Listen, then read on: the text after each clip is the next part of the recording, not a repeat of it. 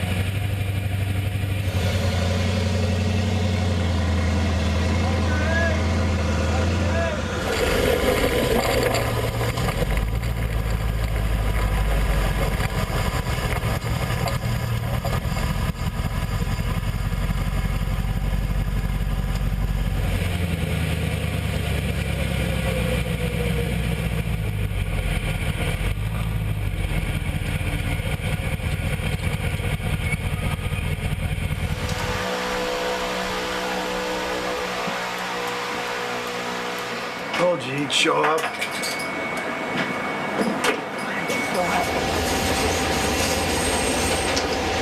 Thought I told you to lay low. You're running on fumes. Had to make a call. Hey, let's move it. We've only got a 2-minute window. Fichi pronto. On the GT40. Talipo! No! No!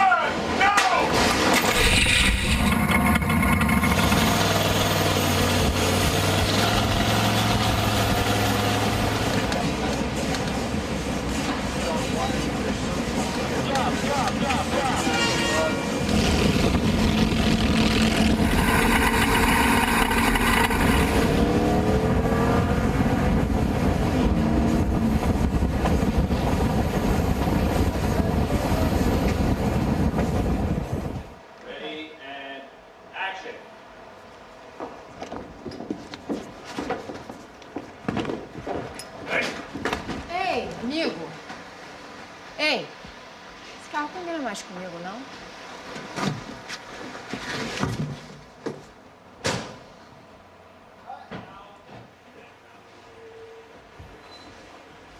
See you, baby.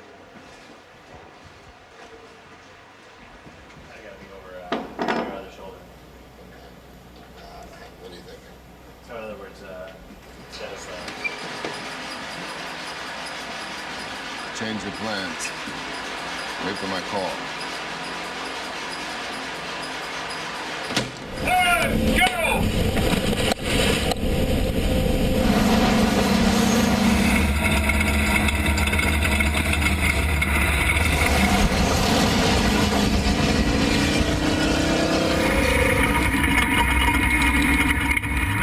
Where is she going? Where is she going? Help!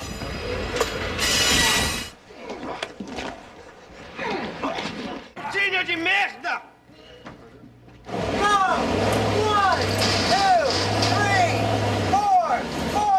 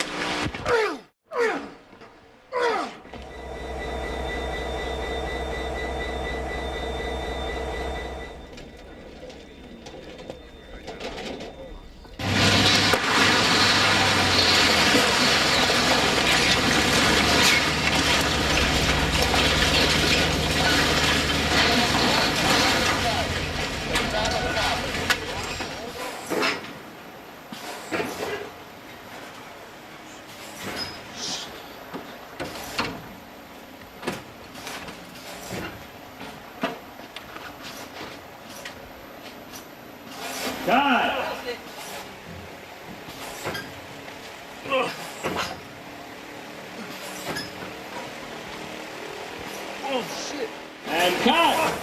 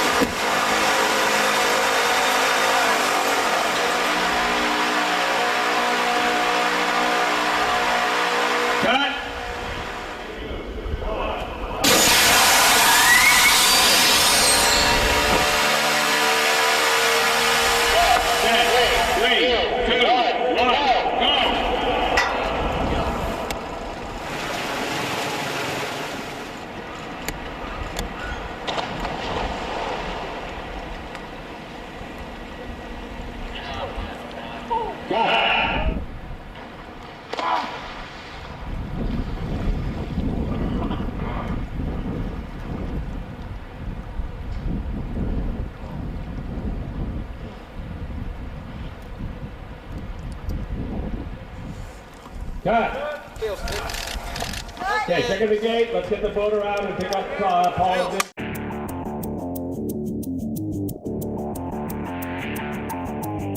The train heist, it was an attempt for us to one-up the classic stagecoach train robbery. We wanted to do our Fast and Furious version of that. Without horses, but a whole lot of horsepower.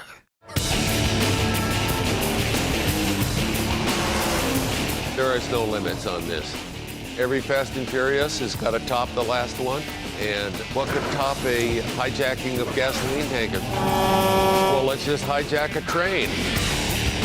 Let's cut right through the side of the train and pull cars out of it.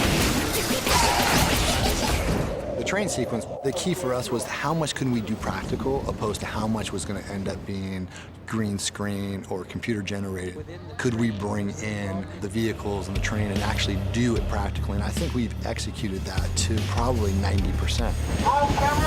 We had to get permission to basically own a piece of railroad, working railroad, and then we had to buy trains, and then we had to, build these trucks that were able to go up against the trains. I think the train sequence was our biggest accomplishment because the heist trucks were really built from scratch, right there in our shop. A truck showed up from Industrial Metals with a bunch of steel, and from that, we built a vehicle out of it. Looking at the vehicle itself, we basically designed the suspension very similar to a monster truck with the big 4-link bars and the large axles. The reason for this is we need to have tremendous durability and we need to be able to carry a lot of speed over rough terrain.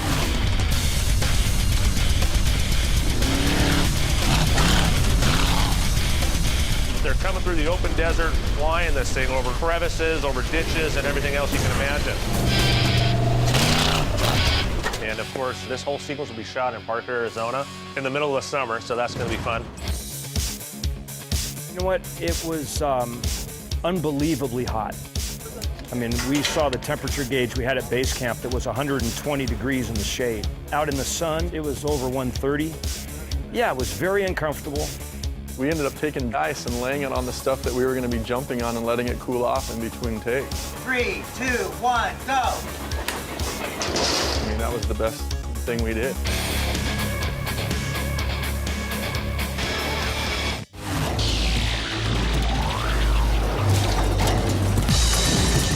had the train set at 45 miles an hour. And we were set back about 600 yards with 4 stuntmen on the back, hanging on. And we'd have to catch up to the train. So this truck doesn't have a speedometer, so we were just guesstimating. So we were probably going excess of 65 miles an hour to catch up to the train, and then I'd have to slow down to 45 miles an hour to maintain that speed with it. And then take a car that weighs around 3,000 pounds and it's jerked off of the train onto the bed of my truck. You can imagine somebody just pushing the rear end of your truck on the gravel, and it felt like it wanted to knock you over. It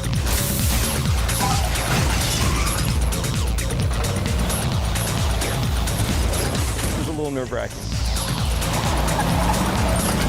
When this truck was launched and jumped into the train, it was phenomenal. It was very exciting to see this truck weighing 10,000 pounds being pulled across the desert to hit a jump ramp to go into the side of a train. It's not something you see every day. Okay, guys, train's moving. Roll, camera!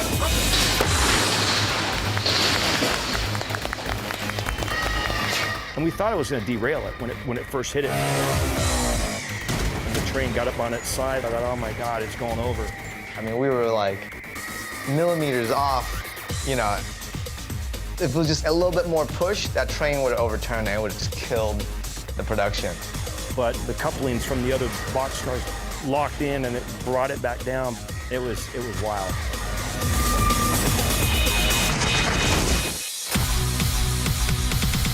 And then I wanted a car to be jumping out of the train at full speed. At one point, I think the studio was thinking that we'd have to basically replace a sequence. It was very costly. When I first read the script, they wanted all these exotic cars, and there was a Mercedes SLR, you know, Lamborghinis, Ferraris. There was cars that were all, you know, in excess of $150,000, $200,000. So when you add that up, it just, you know, blows our whole budget in one shot. So we had to come up with a cheaper alternative. So our final sequence was Corvette. I actually like my childhood favorite cars, so it all worked out well. Once that car comes out of there, it's going to come out at about 70 miles an hour.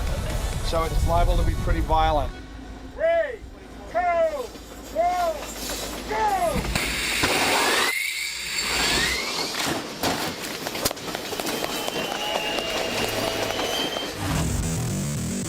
For the finale of the sequence, we've got to throw this Corvette off of the edge of the canyon. We used basically an air cannon and launched the Corvette into the water down below. We did it in 2 passes, one where the stunt guys jump into the water from the same platform. Hey, here we go. Here we go. Set. 3, 2, 1, go!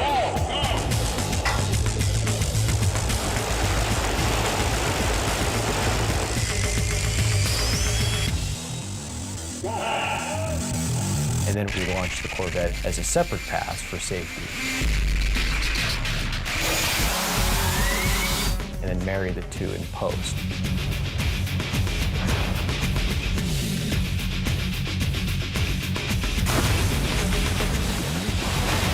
Once Vin and Paul come up from the water, that's them.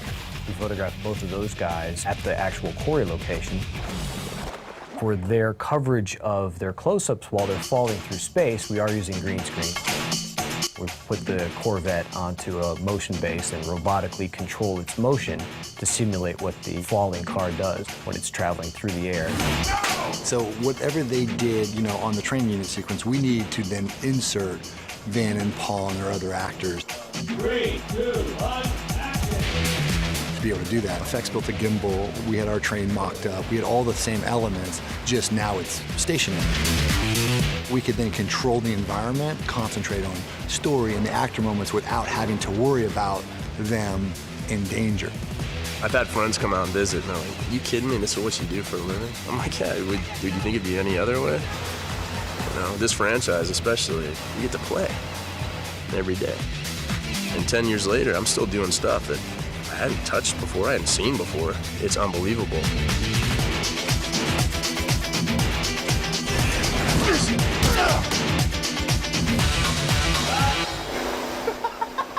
You realize we're talking about going up against the most powerful guy in all of Rio? Yes, we are. Then we're gonna need a team.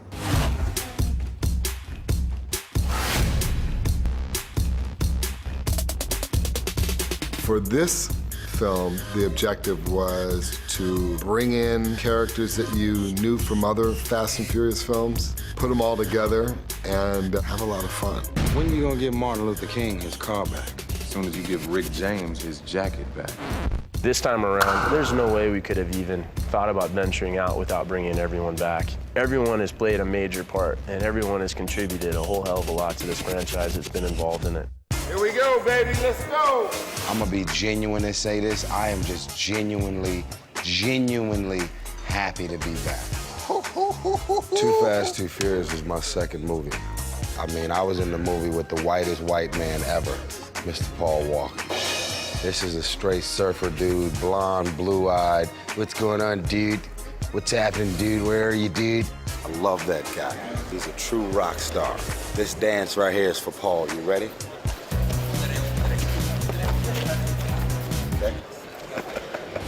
We have so many stars, so many actors. It's incredible. We have such a good chemistry, and it's fun. This is Vin Diesel, ladies and gentlemen. Don't you love him? It's like we went to high school together. It's like in the old gang back together. Yeah, usually the cars are the start of the movie, but on this one, because we have this huge ensemble, it's allowing us to kind of think out of that box and kind of stretch that muscle. Usually you see characters for like 2 hours and then you're out of their lives. And with us, you know, you get to see them expand for 10 years. When things started out, we were all just a bunch of kids, and we're really happy to be there. Now, we've had a franchise that has spanned a decade. We're pretty lucky. Beyond that, I think where we were really lucky is just in assembling a cast that's so big that we all get along the way that we do. The energy here is warm and generous. It's like going back home and, you know, seeing relatives that you haven't seen in a while. The most important thing in life will always be the people in this room. Definitely a theme on and off screen, the theme of family. You know that old saying, family comes first. So yes, it has been great. We've been hanging out with the cast offset, and I mean, you know, everybody's friends, it's good energy. Can I get some light? Thank you, sir. See, this is what friends are for. This is what I'm talking about, man. This is my friend, like real friend, you know what I'm saying? This is when a friend is in need, this is the type of, you just come off the top, man, like, you know what I mean? Well, you know, he's resourceful, extremely resourceful. It's whatever it takes to get it done. As long as you don't get on that joint looking like Barry White's cousin. Oh, don't worry about that, brother. People always talk about how, you know, we're like one big happy family, and it's so cliche. But 9 times out of 10, I don't buy it. I mean, you come and hang out as a visitor on our set, and you'll see the dynamic. It's the real deal. You can't create that. That's just luck of the draw. Careful! Learn how to drive! Yeah, let me get this over here. This is what it's all about, my friend. We're all having a little too much fun. It's almost a crime to actually get paid and to have this much fun. This is all real money. This is really not a prop. This is actually Ben's safe and his money. He's a method actor. What can we say? This is what he got for the movie The Pacifier. All right here in the book. I don't care what mood you was in. I don't care what bad news you got before you got to this set. When you get on the set of Fast 5, it's a party. And now to sing the national anthem, Mr. Paul Walker. It's fun because we each have different ways of interacting with the boys. I mean, Tyrese is very playful, and he's always kidding around on set, and it's just very testosterone-filled, but on the other hand, that's really fun, and they're all good-looking guys. It's, you know, it's a very easy day at work. We're a bunch of grown men playing pretend with just bigger toys, so there doesn't need to be an ego. I think if you can step back and look at it that way, you know, this is a gift. And when you at home sitting up watching this DVD, I just need y'all to know that even though we're all paid to be here, we worked our asses off to make this the best Fast and the Furious you've ever seen. So we just hope you enjoy. Fast and the Furious 5. Yeah. Let's take a ride, boys.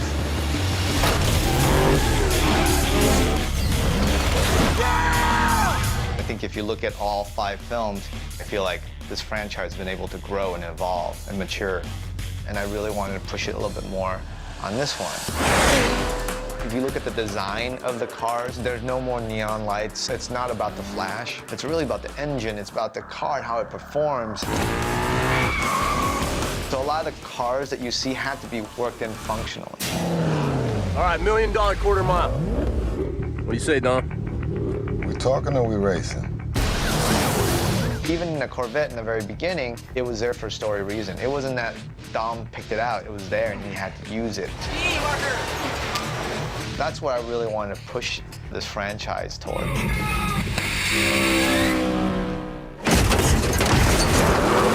I think we've done really well with car casting.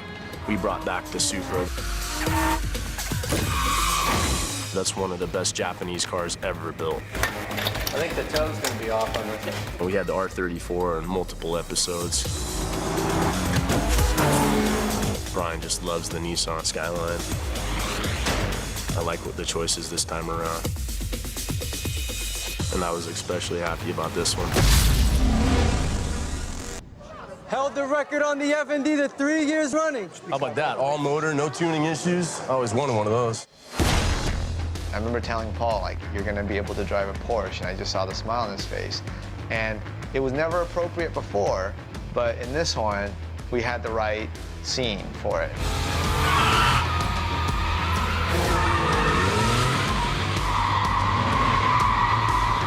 That will be the hero slide. Okay. All right, go it again. I like the rear-wheel drive, rear-engine 911 Porsches.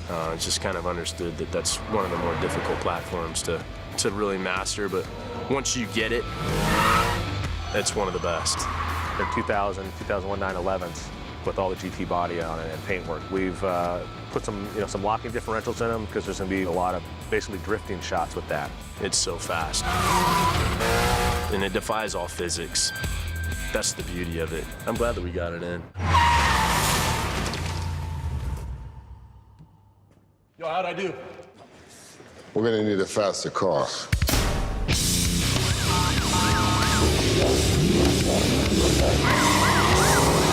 One of the highlights of our movie is $1 million race.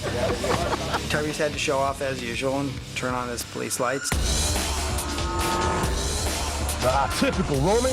Yeah, we love it. The $1 million race scene, they have this 4 equal 2011 Chargers all there in their full glory and police regalia, you know. And it's beautiful. I mean, it's a great scene to see the sexiness of the car and then the 4 drivers really kind of having this battle. Don't make it too easy for me, boys. We've turned down so many requests to partner up with car companies because I just never felt like it was appropriate. On this one, it was appropriate because they were gonna have to be police cars that ultimately gets converted, and it was a perfect brand. Dodge basically gave us 2 brand new 2011 Chargers and enough parts to make our own 2011 Chargers. But they look great, they perform great. Perfect, perfect, perfect. We got to really get up in the high end of it where these Chargers were really going fast. One of the things we had there is this vehicle called the C2, and it has a huge, big arm on the top of it. Here, let me just see him make a run at it and see how much this thing bounces. That is maneuvered by a remote guy inside the vehicle with him. What that gives you is we can drive head-on at traffic, and with the arm extended out over traffic, we can be over the Chargers and see other guys coming underneath the arm and underneath camera at speed. It's threading the needle, and this gives you that effect without having to stick your neck out there. It's a great concept, and it worked perfect. And then, of course, they turned them into the Vault heist cars. They were all SRT8s that we used for the Vault, just because those are the ones that we really needed to perform. That Vault that we're pulling out would just weigh a ton. You couldn't do that with the lightweight car. You know, you want to be able to put down as much traction as possible. Obviously, we had to get real beefy tires on them. And the effects department built a frame around the Chargers and tied an entire back bumper cage where this thing could support that kind of weight. And those, the ones that we had, were set up all-wheel drive. You know, it's a big, heavy car with a lot of power.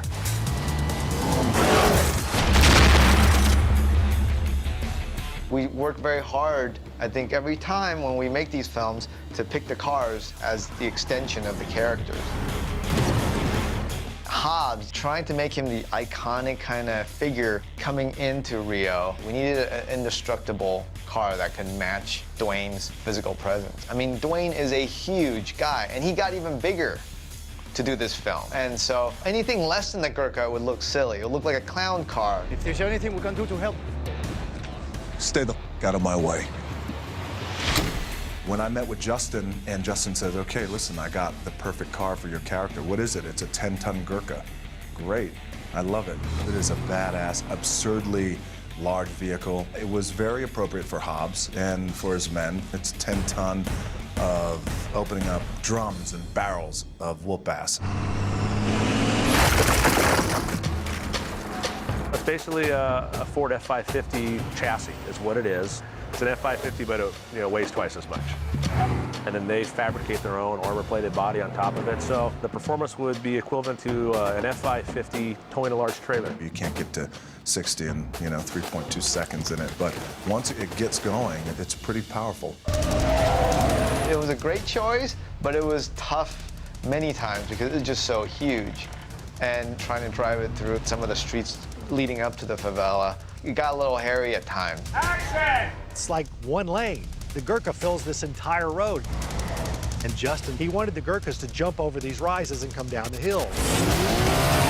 So we tried 4 different versions of shock absorbers, and I blew all 4 of them. I can appreciate the fast cars and Fast and Furious and those sports cars, but and at the end of the day, I'll take that Gurkha. That Gurkha will crush those cars in a second. May not be able to catch them, but it ever does, you're done. You're toast.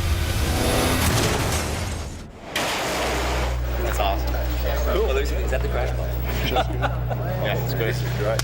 It was funny because I knew always that if you're going to introduce the Gurkha, it's going to have to interact with the Charger.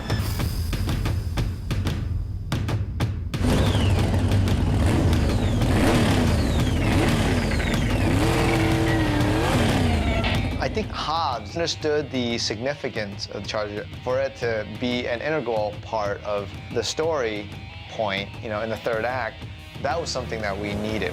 It means something more than just a ride. I love the fact that it's the car that killed his father. Like, that has a lot of resonance to it. That he wouldn't let them jump it, even though it is a goddamn curse. There's a scene in the movie where Mia says to Dom that the car's a curse. So there is that unspoken feel about that car that the Charger, at some point, irony is at some point that Charger's got to get out of your life. I mean, that is an analog of Dom's soul. It's like a samurai. Samurai always believed that their sword was their soul. And if your sword broke, then your soul was broken. You had to fix it. And these guys, they are street samurai. These are their swords.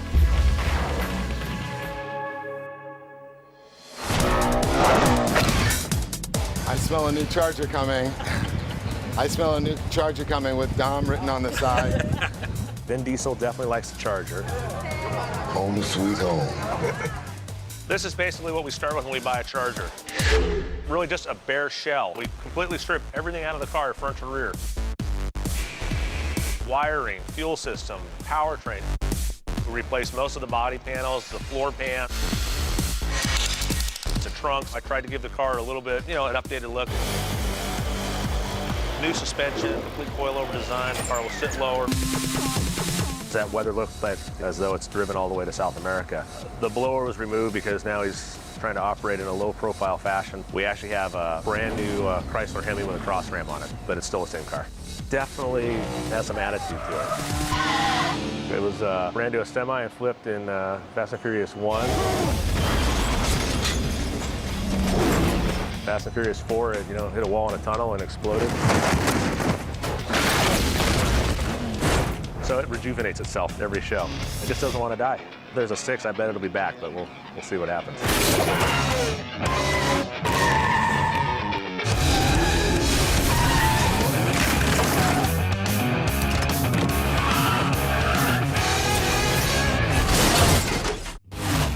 Look who showed up. I wanted to continue the story. I've always envisioned this as 3 stories, starting with the first, The Fast and Furious. Dom, put the gun down now! No more running! I'm not running! Brian, I gotta find Jesse before they do. Dom's character has always been a selfish character who's kind of willing to give up himself to help others that he's close to and cares about. The Dominic Toretto character, especially in the first one, I think, you know, a lot of people maybe don't give him the credit in the sense that he really kind of humanized the whole thing, with the way he just kind of embraced and took all these street urchins in. Dom, what up? The audience, they really connected with him. He was just the father figure of that group. And since then, it's kind of evolved. In the third one, he made a cameo, and you got the sense that there was more of a worldliness to Dom. And in the fourth one, he actually came back, so to be able to kind of explore it with that time elapsed, and to be able to really kind of explore his relationship with Brian. When were you gonna tell me you were running, Letty? Let me explain. When were you gonna... Letty came to me to clear your name. She just wanted you to come home! And so I feel like the fifth one, it just felt right that he became kind of like the father figure for the whole franchise. Salute me, familia. I think it's a testament to this franchise that we take the time to explore these anti-action scenes that are about heart and about character. And it just got bigger. Action! And about the growth of these characters that you know so well. Yeah! Good race, O'Connor. Thanks, Don. It's always been important to Vin. He always talked about the sense of family and how critical that was, and attributed the success of the first one to that fact, you know, that it did have that heart and soul and that baseline of family and love. And in this one, you feel it. Yeah, just like a Toretto. The long history of all these characters together, like Dom's character and Brian, how these two people who are so different but also so similar react to any new situation. Thought I told you to lay low. Been running on fumes. Had to make a call. I think that's really the fun of it. It's always fun to see Dom and Brian working together. It's fun to see them get into their Butch Cassidy and the Sundance Kid zone. They're brothers, but they have issues. You had to make a call, huh? I also think that part of the fun of it is that the most telling line in this trilogy, delivered by Letty, was in Fast and Furious. I hear Rio's nice this time of year. About what Fast 5 would be. Rio is good this time of year.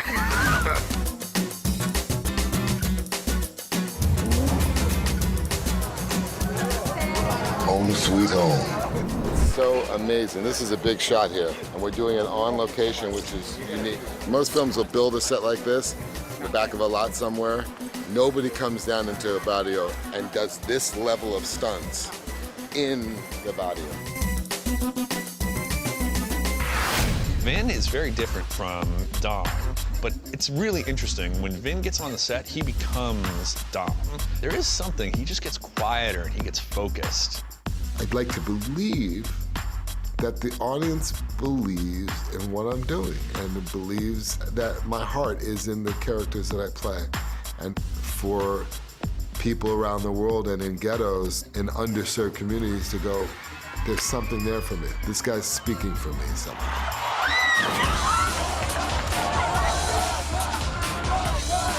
The reason why we're being able to shoot here is because of real love, deep love, a love that is between me and my people. I am a fan of you, man. I see all those movies, really, Watch, you're gonna see it firsthand, you're gonna see it in action right now. Nobody gets to see this. Watch what you're about to see really close. All right. Watch what you're about to see really close.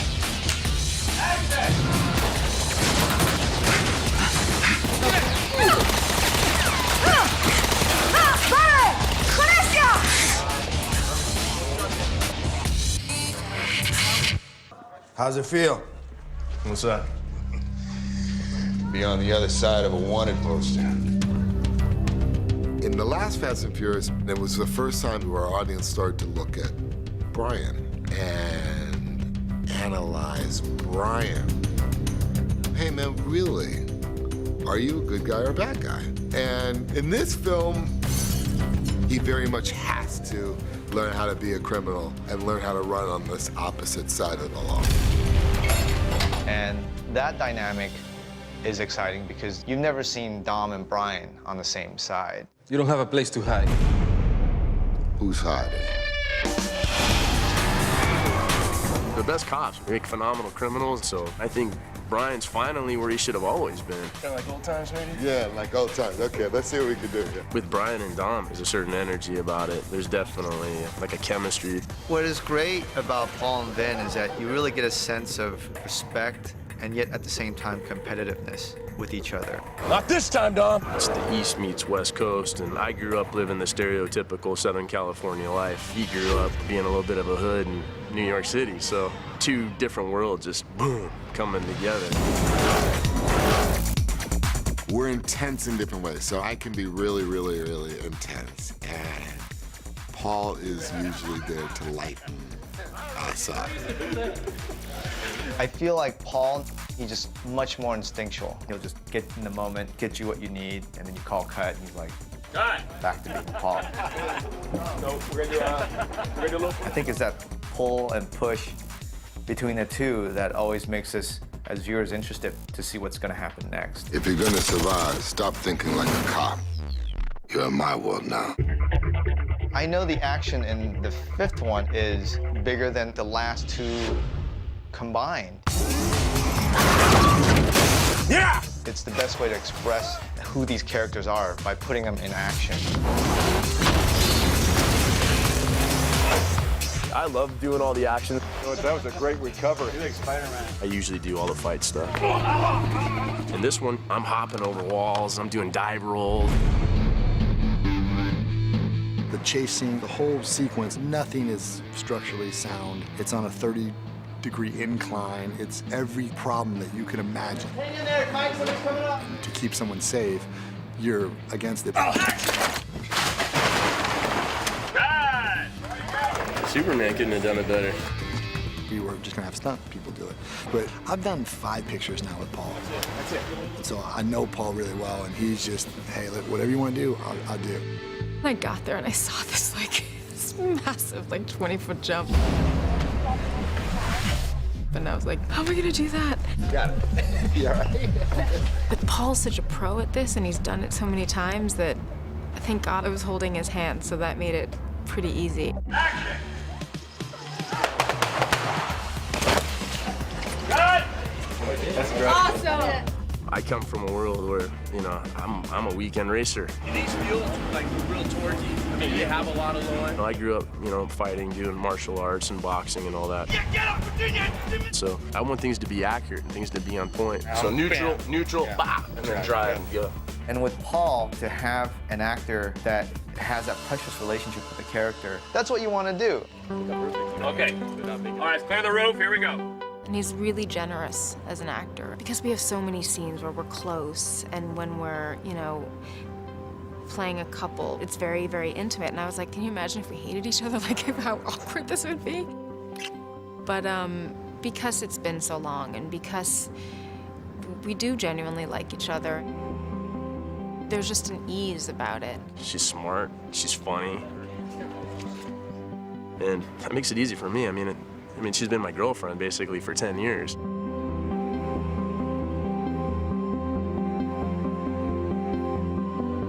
I think if Brian, Mia, if they don't work, the movie doesn't work. And the fifth one, they are the heart of the story. Look how lucky we just got. What happens next time? We have no choice but to split up. Pregnant. When you think of Fast and Furious movies, you don't think of pregnancy. But again, that's part of what I think is exciting, to be able to take these characters and acknowledge their age, their maturity, and where they are in life. This is the happiest I've ever seen my sister. It's because we're free. It's kind of cool to take the character that you've been so familiar with, that you've seen grow up on cinema, and go, now you're a dad. How will you deal with that? And it's even cooler for the film to ask that question. How do you be a good dad? How will I know I'll be a good dad? And I love that because it gives them a really nice arc. And I think a lot of the audience, they're going to be able to relate to Brian's journey. Brian's okay with being on the run and being a criminal because for the first time, I think, in his life, he's living right. He's no longer lying. He's being true to himself. You got Brian, you got Dom, you got Mia, and at the end of the day, we're all gonna go out together if we're gonna go out.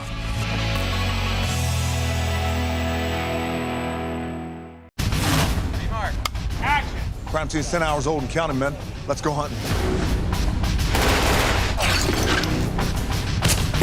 I remember hanging out with Vin in New York, and we were talking about Hobbs, and we both started talking about Dwayne, and I wasn't sure what Vin's reaction was going to be, but it was great to see that he was up for that challenge. It was a polarizing thing at first, because they were like, this is the Fast and Furious, why would you do that? But not only were Dwayne and I talking about doing something together for years, I also think there's a fantastical element to taking whatever action heroes you got on the table and put them together. That's fun for any audience.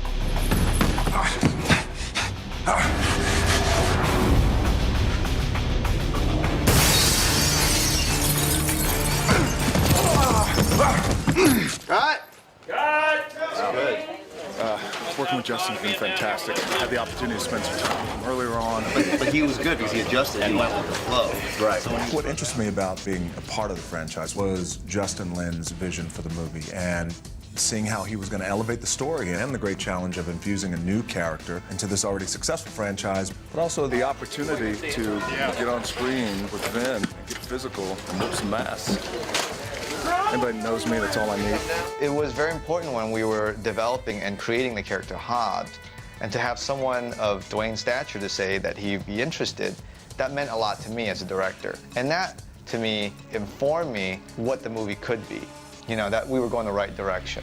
Figured you're the only one in Rio who couldn't be bought. Am I right? Yes. Of course I am.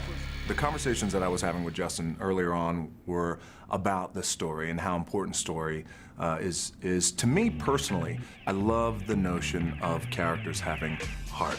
We talked about creating a character like that does have layers, that eventually we'll see those layers break down just a bit and view these other characters in a different perspective. There's a line that I really love is when Hobbs looks at Dom and said, I'm in. I'll ride with you, Toretto.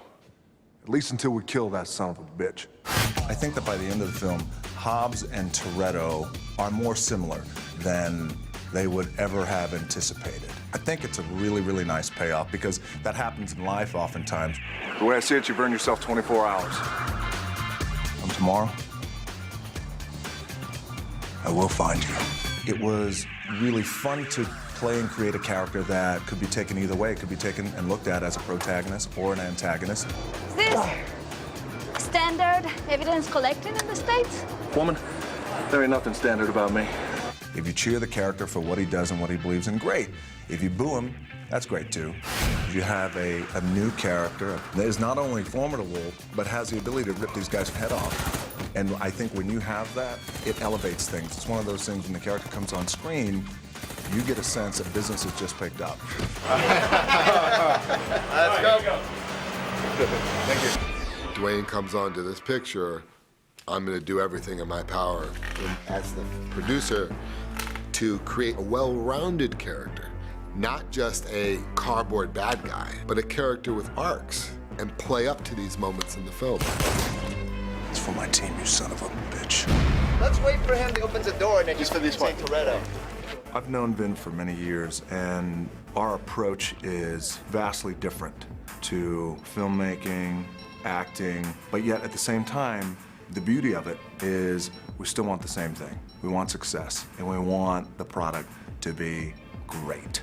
From the very beginning, I said, you'll do nothing but shine in this. Before me shining, you will shine in this. You're under arrest. I don't feel like I'm under arrest. I'll just give it a minute. It'll sink in. With something like this, though, I gave so much respect to this franchise and to the characters that have been around for a decade, and Vin and Paul specifically. So the challenge for me as an actor was making sure that the integrity of my character was protected. This character is very intense.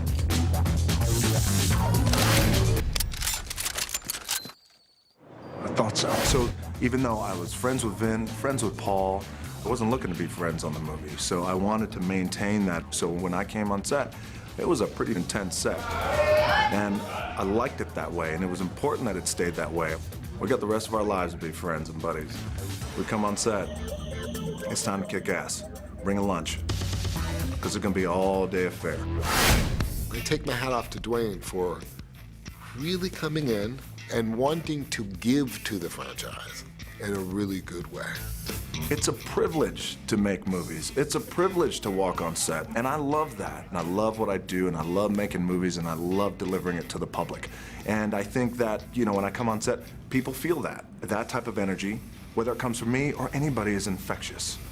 I approach what I do in a very grateful way.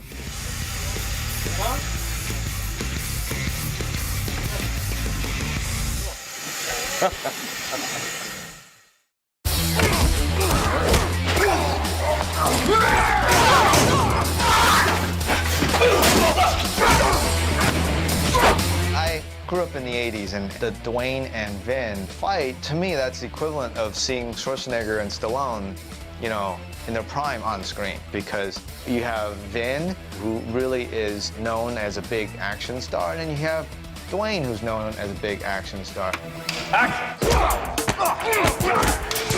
It's not too often in decades that you could get two men who are pretty good at what they do when it comes to action and at this level of their careers, and bring them together in this way. Both together, such a fight team. Now the challenge is, now we got to deliver. And with guys like Dwayne and I that are gonna slave and work 5 days in a row on this scene, unrelenting, sweat-drenched, and banging up each other, emotionally and physically taxing, it was a real sense of pride for both Dwayne and I. Nice, Dwayne, nice, Dwayne. So the process has got to be meticulous.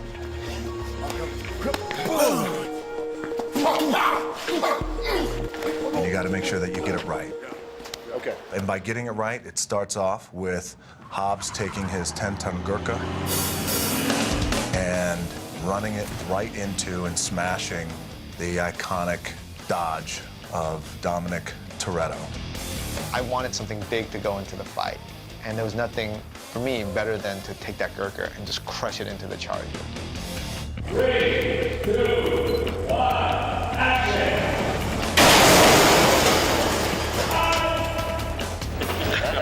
That pretty much smashed it, didn't it? Sure did. You know, and the Charger has become symbolically linked with Dom. That Dodge, it is an indication of the ass whooping that's about ready to take place. That is the thought process of Hobbs.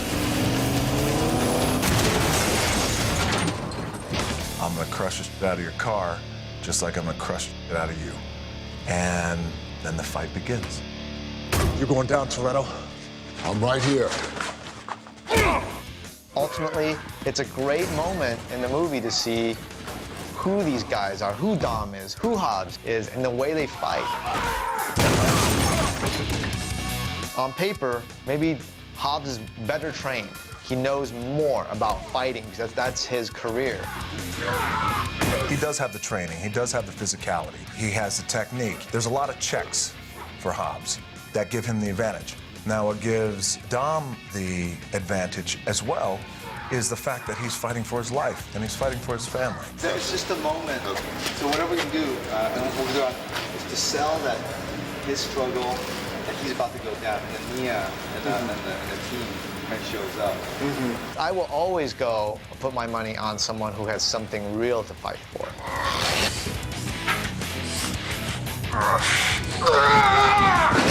At the core of it, that's what the fight is about.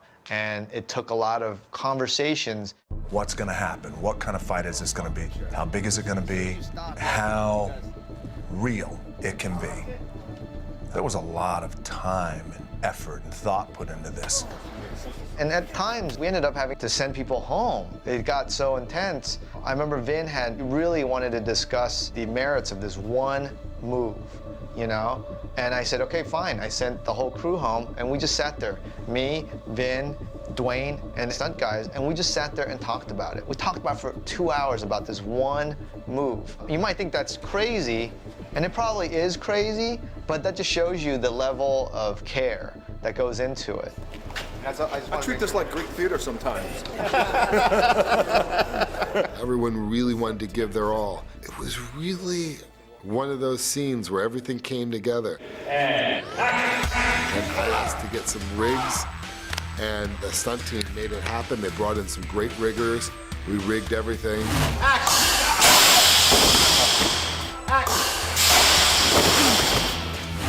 In the climax, they're coming through this big window out here, flying through the air and landing on that table.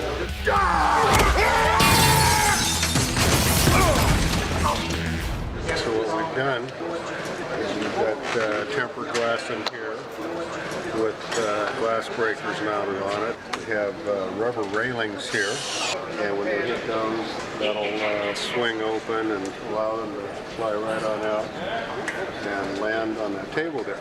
And every piece on that table is rubber also. Here we have these tools that look like they're massive and heavy, but they're really fairly flexible, and you know, hopefully. So I'm sure glad that wasn't a real one. And this is a balsa wood table. It is very lightweight balsa wood, just to guarantee that it falls apart. All right, everybody's ready? Let's lock it up. Pictures up. D-Mark. Set. 3, 2, 1, go! Holy.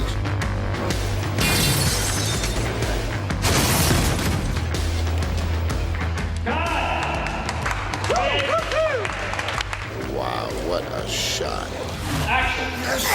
The great part about this fight is I could utilize what I have in my own personal arsenal. Years of wrestling, years of learning different combat styles from just the films that I've shot and putting it into this movie. But there's nothing like taking your fist and putting it right in somebody's face. That will stand the test of time. And ultimately, he eats my fist. We walked away, both Dwayne and I, feeling like we had done something truly immortal.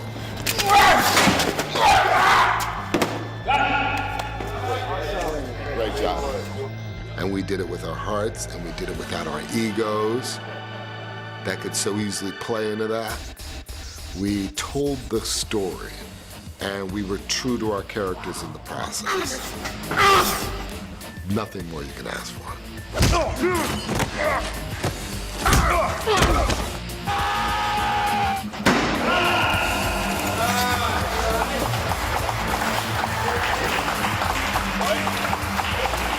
That's what I call whipping ass.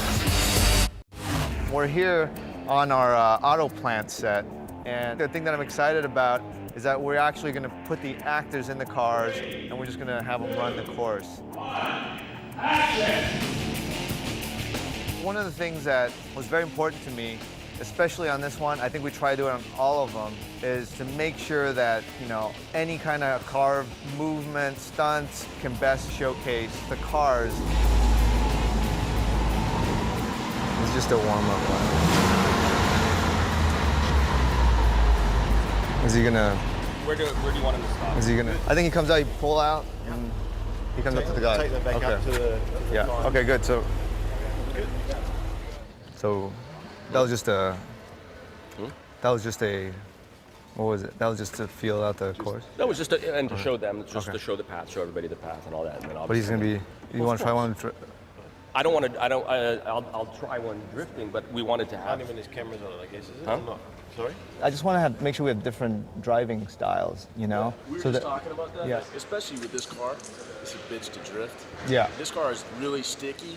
It doesn't break traction, and that's what makes it really fast. Yeah. You know, the show and go, you know, of all the drifting and stuff is cool, but the fastest line is going to be the one with the less noise and less tire braking. But I think the thing is, for the layman, you know, we have to be able to sell the aggressive nature. I think we had. That's why I have to see this, and I have to feel like you're being aggressive, you know, because I just want to make sure that we can, at least on film.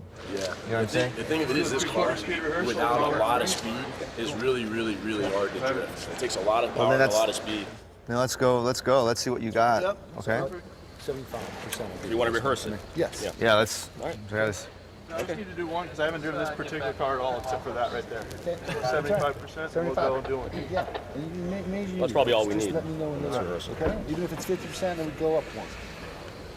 Okay, we're going to another rehearsal.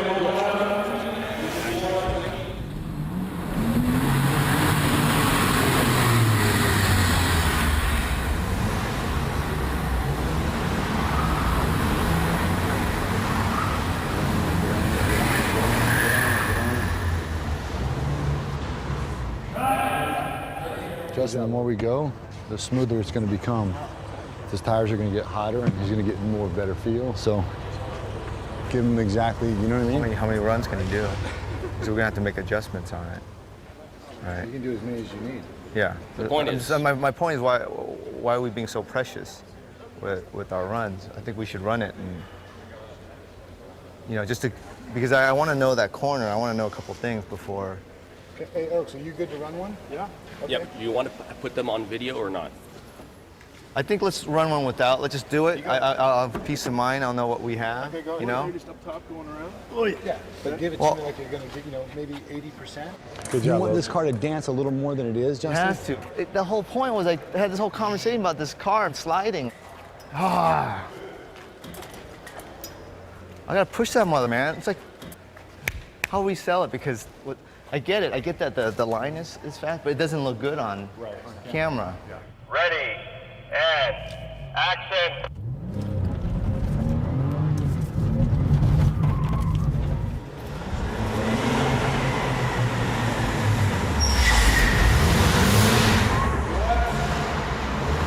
Whoa!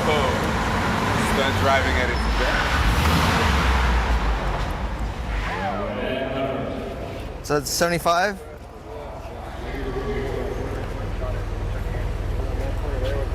Yeah, that one was over there. That feels pretty good. Like it'll be a good spot. Another one? Yeah. Go ahead. You want another one for what reason? I want to be more aggressive. I want to be. Okay, guys, I don't want to. Right, but damage the car. Then, so. Well, we're gonna have to. I need to know what.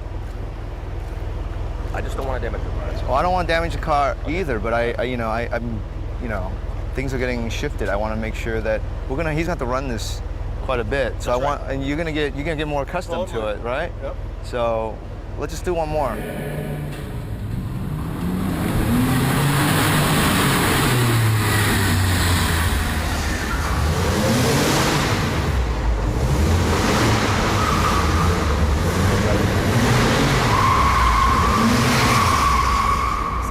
Yeah, it's all better. I think it's, you know, everyone's a little. I'm not worried, Justin. It's going to be sexy. Yeah. That last one was starting to get closer to what, and as he goes more, he starts to, you know. I think as long as you feel that the character's trying to be aggressive. Yeah. I don't mind even if he misses. That's our first one, but it still has to. Right. I see what you're saying. Yeah. Right. Yeah. Like if he's never gonna. If Rich, you're coming on the big turn. Right here, anyways, the course is pretty much straight anyways. Right? Okay. So if wherever you feel comfortable, I want to get that real estate built up. Sure. So that when I do the shots from like here and stuff, it's gonna look like you're going, it's tighter than what it is. You're gonna get locked. You're gonna get locked here. It's good to squeeze those in just like inside of this, right? It's fine with me because I like to have something to look at. To not hit, so I'd rather not hit this. You know what I mean? Right. Okay. It helps me when I have. Okay.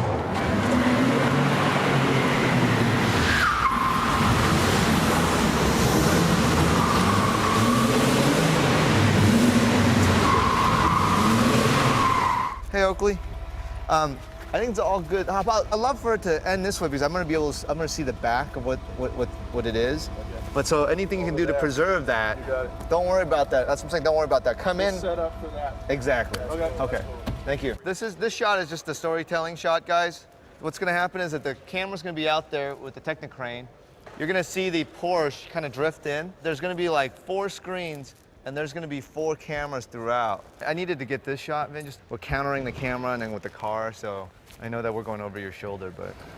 As long as it look good.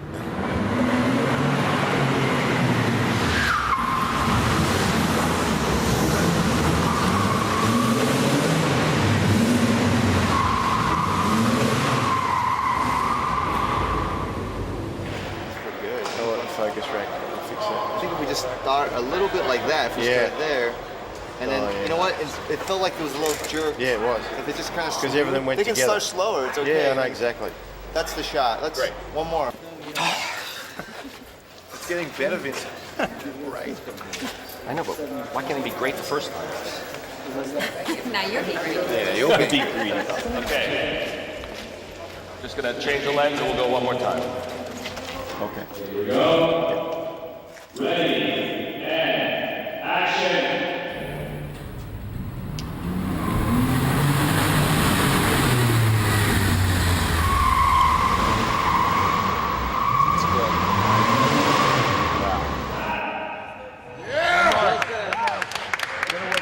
Wow.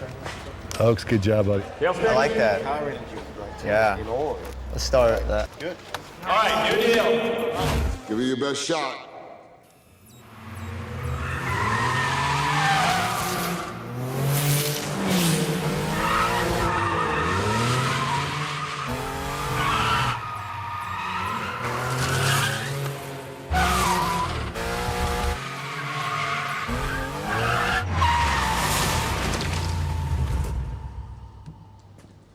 How was that one? Camera caught you. What? Oh, yeah, that's good. Cut! Okay, here we go. Pictures up. Roll cameras. And action. You ready? I'm ready. At one point, we were gonna start the movie off with a vault heist from a bank. And it kept evolving. And of course, there's always discussion about how are you gonna do it? Like, we should just do it CG or whatever. And I was like, no. Let's just build what a vault would look like. And I said, let's just go out and just tow it around and see what happens.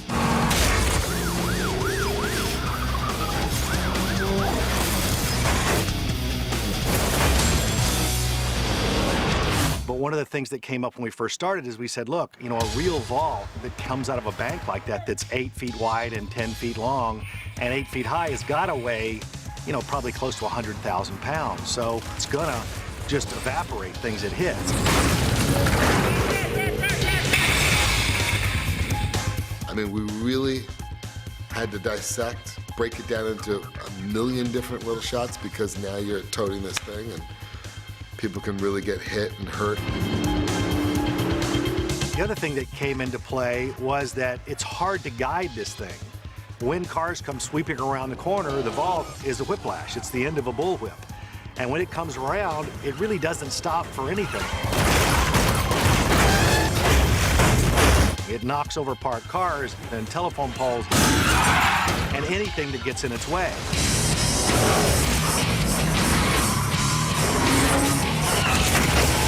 That was a big issue because when you're in Puerto Rico, you can only destroy the things that you tell them you're going to hit. What's going to happen is we're going to crash the vault through that bus stop behind you over there.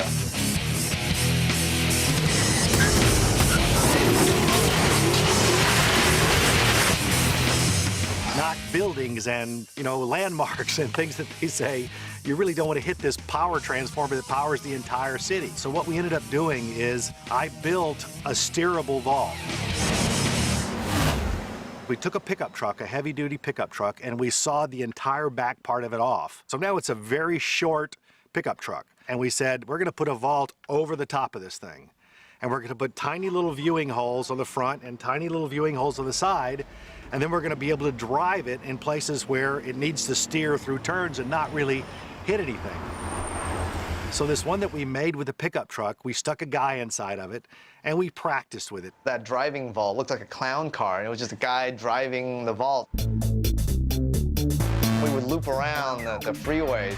The traffic would stop, and people would be staring at this vault just driving on its own. It's one of my favorite images. The first thing in testing that we found out was that it's an oven, because we're in the middle of summer in Puerto Rico. And I know Henry Kinji, our guy that was inside it, he suffered a lot. And you can see I'm sweating like a pig in this thing. Henry, all right! I tried to find a thermometer here for a house, but they don't sell them. So I got a meat thermometer. And I stuck the meat thermometer in there with me. And I ended up, and it was up at 135 the other day, so I was a fully cooked ham. It was smoking. I was going to say stop, but it was the last shot, and I just had to get it. Jack got some dry ice to put in there to try to keep the truck cool. He kept passing out on us, so I went and ordered dry ice, and I put dry ice in burlap bags, and we set them all on top of the engine compartments. This is it. This is my home away from home. My helmet, and also for air, there's this pumper that fits into the helmet to allow fresh air to come from outside to breathe. So there are quite a few things that have been done to make this workable. This is the hookup for the cool suit. We put him in a cool suit, which is this vest that has cool water going through it and these lines that are all attached to it. This is where they plug in, and that's that little ice chest back there has the ice and ice water in it. And then I said, the vault takes us 15 minutes to get him in and out of it. Let's give him a toilet inside of it. So we actually took the passenger seat out and put in a portable toilet there and said, if you have to go, that's your only way out, because we're not spending 15 minutes getting you in and 15 minutes getting you out of it. It's just ridiculous. This is the strangest thing I've ever driven.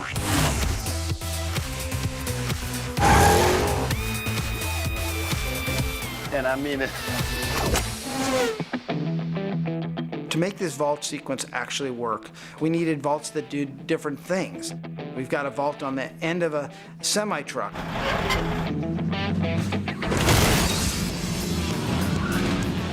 We had some that we would swing in by a crane that were just very massive and heavy. As you can see, there's a vault underneath the crane. And this is our pendulum swinging wrecking ball vault. Action!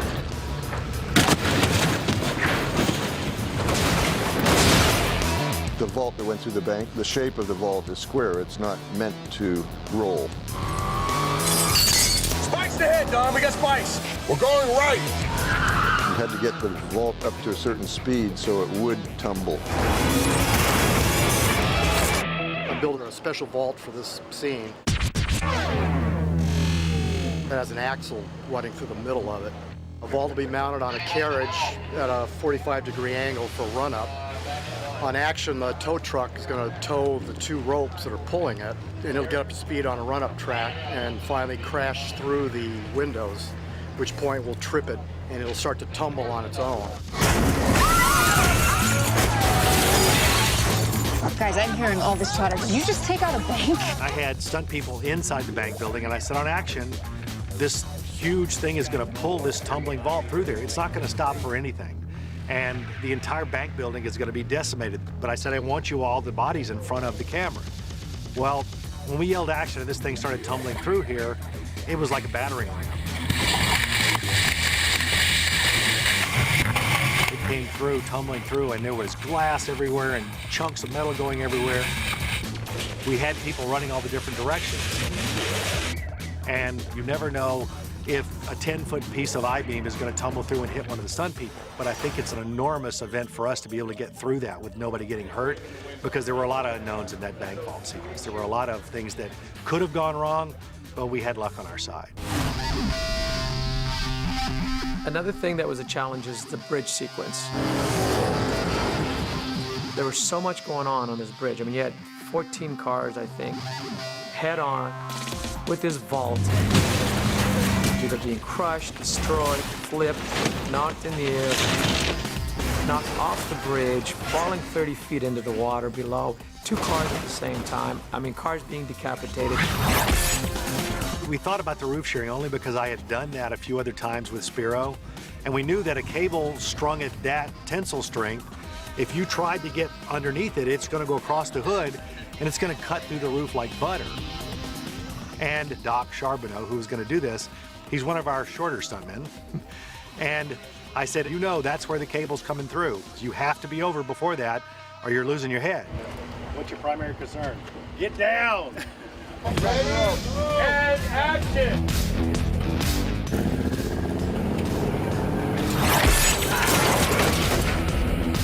When you see the cameras, he literally lays over a millisecond before the cable comes through and shears the roof off. Now, we had cables attached to the roof of the car that pull the roof of the car off and get it away from him.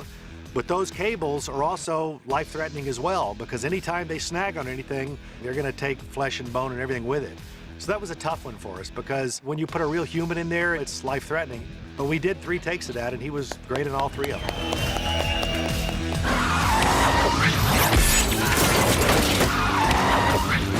We really broke our budget on this one with the cars.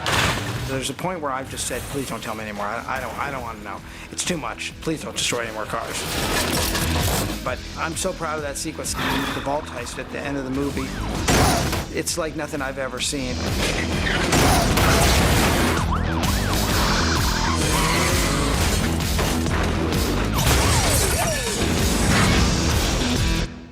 It's your man Tyrese. I want to welcome all of y'all to the set of Fast and the Furious 5. Fast 5. I'm gonna give y'all and show y'all the inside scoop. Hey, Tyrese, we're waiting for you. Come on. All right, it's multiple takes, multiple angles. It's a lot of energy. Sometimes it's no energy. That's a lot of dialogue. I'm gonna need my acting coach to get this together, okay? What I was saying was, welcome to Fast and Furious 5, behind the scenes, your man Tyrese. If you love me, I love you. Y'all stick around, I got some scoop for you, baby. One. Hi, I'm Tyrese, and this here is the director of this masterpiece, Mr. Justin Lin. Fix your face. This is the place where it gets real wild. This is serious stuff around here. He's shy, he ran away, but I'm gonna get him back on camera. He ran away for a minute, but I'm gonna get him back on camera. Watch this. Fast 5. Here we go, pictures up. Fast 5. Tyrese TV, exclusive. So we're gonna do another take right now. It's gonna be a special effects shot with the scooter, okay? And I'm Vin Diesel, so give me a second. We're gonna stop right here.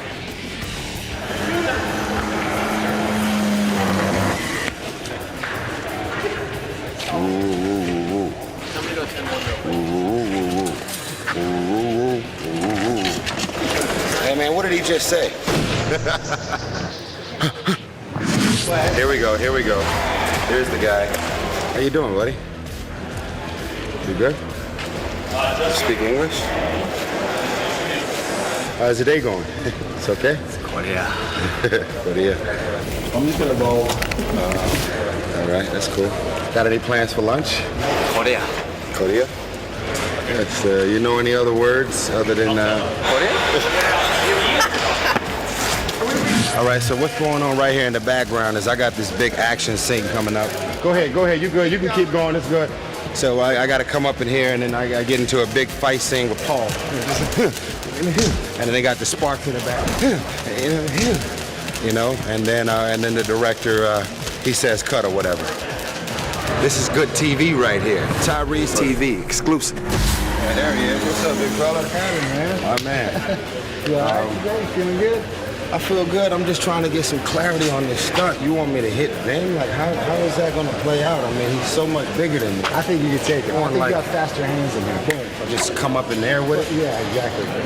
This stunt man right here taught me is he said, listen, when you do it, you got to come across the face. So we're going to rehearse for you guys and show y'all. If you come to this angle right here, you can see how much space is in between the punch. But if you come over here, this way, and you got to react, okay? Watch this.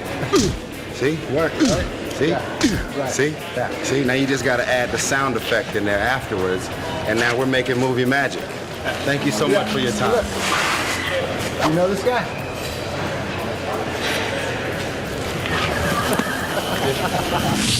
I don't really know what them other TV shows are going to look like, but I guarantee you they're not going to outdo Tyrese TV, baby. This is where it's at. This should be like a 3-hour special. Tyrese TV, exclusive. This is Vin's his workout trailer right here. I did a workout and I was like, oh, Vin left like maybe 4 or 5 muscles just laying around. Okay, and here's the man himself. So Vin, I was telling him that this is a part of the process. This is the formula, you know. In between takes, I took me an energy drink. I came over here.